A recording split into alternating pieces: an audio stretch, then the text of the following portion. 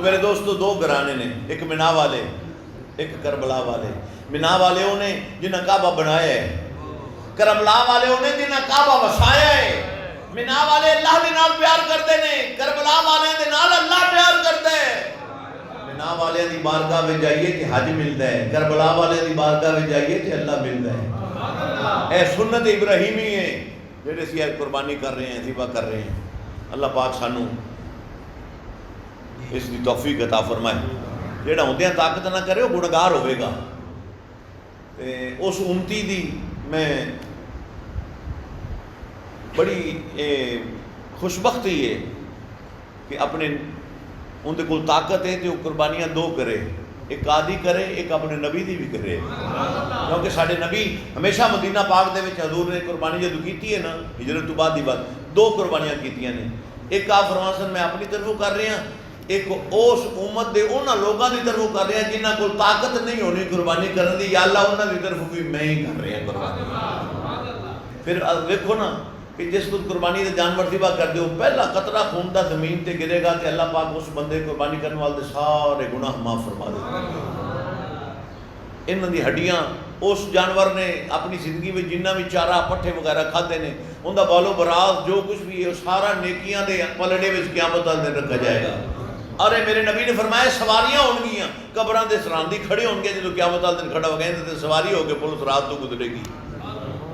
اور قربانی دے جانور دے جسم دے جننے وال نے گنے نہیں جاندے کنے کو وال نے، ایک ایک وال دے وہ ایک ایک نیکی اللہ پاک عطا فرماندا ہے۔ تو قربانی دے گوشت دے 3 حصے کرو،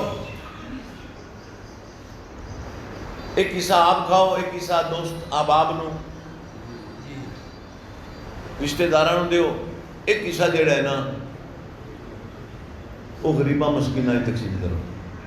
اللہ پاک سن عمل دی توفیق عطا فرمائے۔ اور اس کی کھالتا جڑا مسئلہ ہے وہ تمہیں پتہ ہے، کل بھی میں عرض کیتا سارے نو، وہ بندہ آدھے مصرف سے نہیں لیا سکتا، جڑا آدھے مصرف سے لیا گا ان کی قربانی معلق ہو جاتی ہے، ان کی قربانی اللہ کی بارگاہ وچ قبول نہیں ہوتی۔